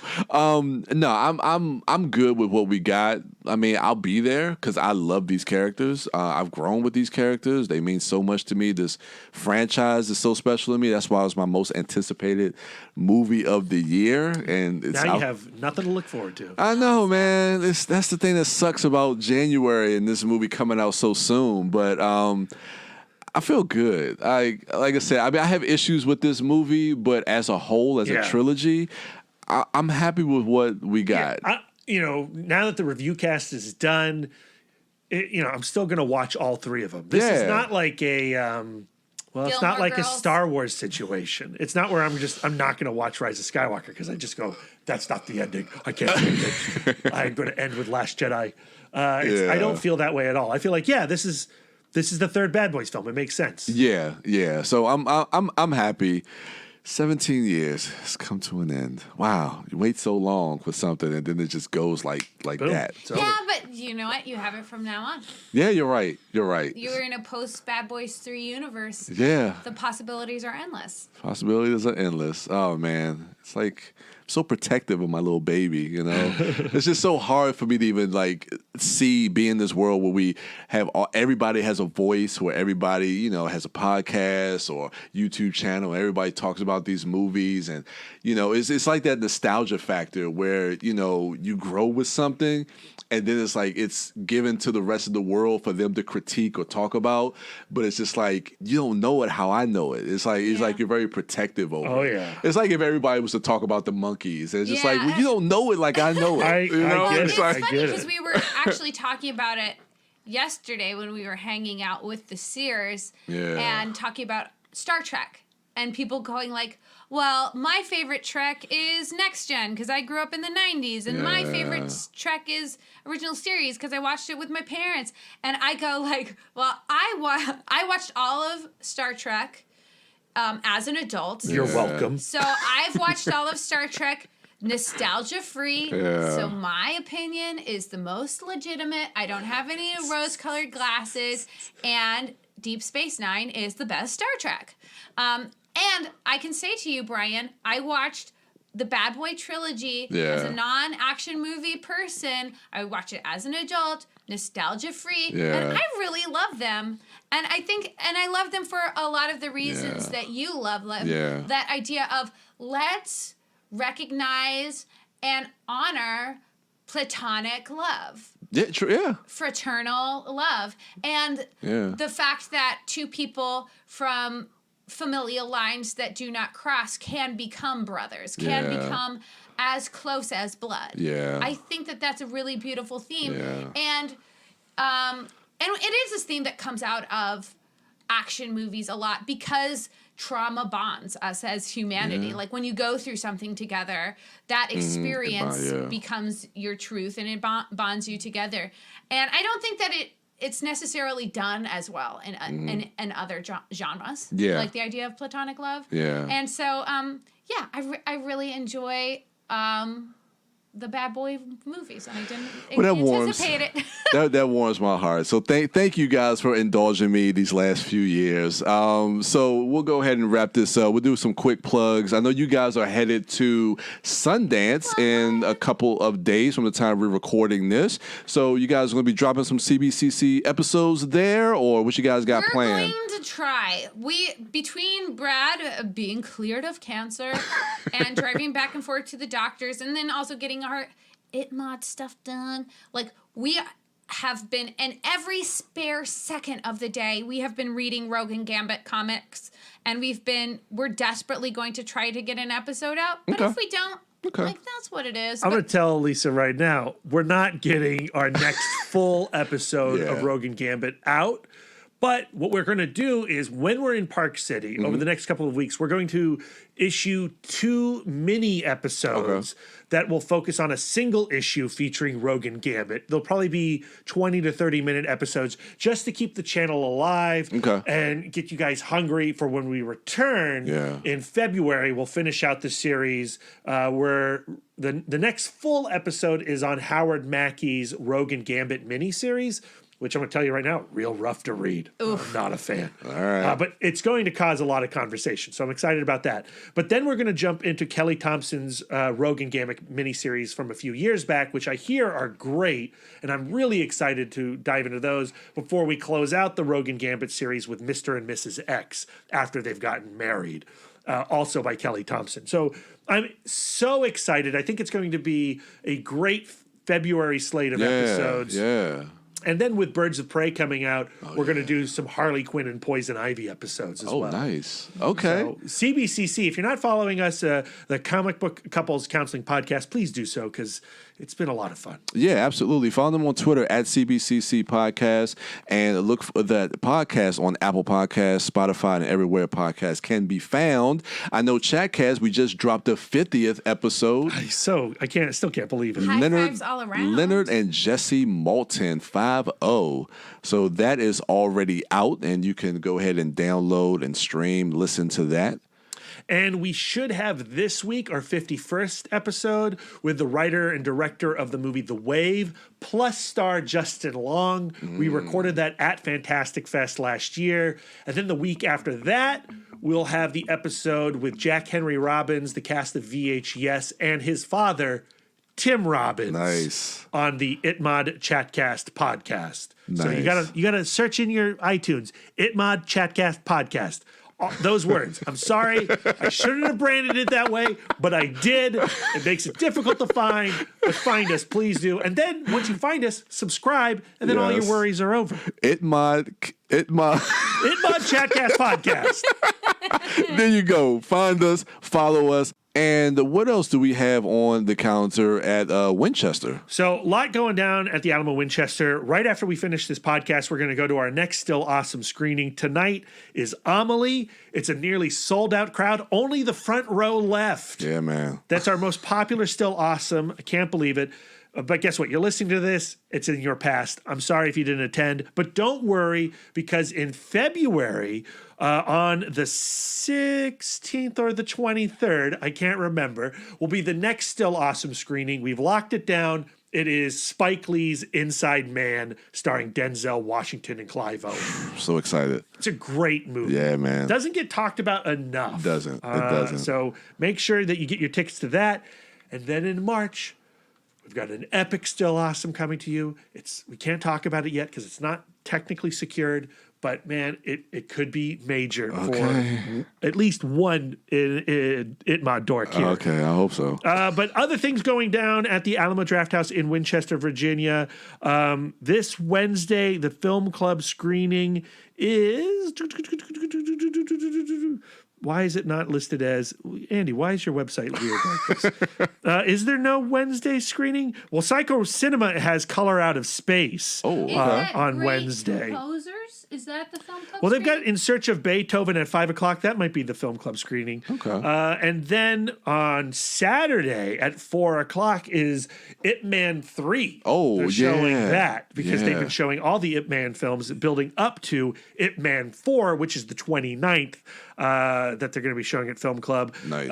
On Sunday, the Criterion Film Club series is continuing. The 26th, they've got The Double Life of Veronique playing. They've got Xanadu, The Glow Along happening. And Psycho Cinema on the 28th, they're doing a screening of the 1954 Godzilla. Oh, Fun. nice. We just watched that at the Alamo Ashburn as one of our film clubs, and I really enjoyed good it. Yeah, That was a first watch for me. yeah. So, yeah, that's everything that's going down at the Winchester. All right. If you're in the Alamo Winchester area, definitely go by and check out a lot of those different screenings. Last plug, Billy Dass, Bill and Claire's Excellent Adventures. They just dropped The Shape of Water. They couldn't. They kept having to watch creature features. Yeah, Couldn't so I'm I hope, curious. I hope there's a PG-13 version of that. There's totally not. There's still, like, what's Claire think about that? Red Rocket. When I saw that on Twitter, I was like, oh, okay, Should Billy. we notify authorities? Like, when do we do that? But a great movie. But yeah, let's see if they have a censored version. But definitely check that out. They're doing great stuff over there on that feed. Bill and Claire's Excellent Adventures. I guess we know what you guys are looking forward to this week. It is Sundance. Sundance. Pack So your boots, get your Parker jackets, man. coats, all that good stuff. But we got to be tapping into some HBO because that. The Outsider. The Outsiders got us hooked. Got you. This Sunday. Oh, tonight! Yay! New Oh, episode. Our future is so bright. We got to There wear you- shades. there you for go. The Outsider. There you go. So follow Lisa at Sidewalk Siren on Twitter and Letterboxd, and also at Baked Dork on. I was about to say Baked Dork on Letterboxd, but at Baked Dork on Twitter. And follow Brad Gullickson at. me. Yep, that is you, sir, at Mouth Dork on all social medias. My name is Brian Young. I am the Turtle Dork. You can find me at the Turtle Dork on Twitter, at the Turtle Dork 1 on Instagram, at Brian William Young on Facebook, and that is going to do it for us. We have a screening. We got a screening to do. But Yeah. we should also mention, follow Darren at the Disco. Yeah, Dork. Tell him to sorry. get back on this podcast. Yeah, come on, man. You've been gone for so long. I feel like I'm just looking at a ghost. Thoughts and prayers. Thoughts and prayers. Prayers. But he's in some nice warm weather right now, so have fun. Go ahead and Are they follow doing Disney? No, they're doing Universal Studios. Universal Studios. Yeah. Interesting choice. So that's Yeah. why you're listening to this episode probably at the end of this week rather than the beginning, because Darren uploads these and he's having too much fun to upload this on time. So. I know. And watch he show us by He's uploading too this at the busy right time. uploading his girlfriend. If you know what I mean. Oh, Nudge, nudge. I'm ashamed. oh, I'm ashamed of what I just said. no, it's fine. So follow that. So follow that guy at the Disco Dork on all social medias, and also follow Billy Dass at WB Dass on Instagram and Twitter. That will do it for us. And Later. Until next time.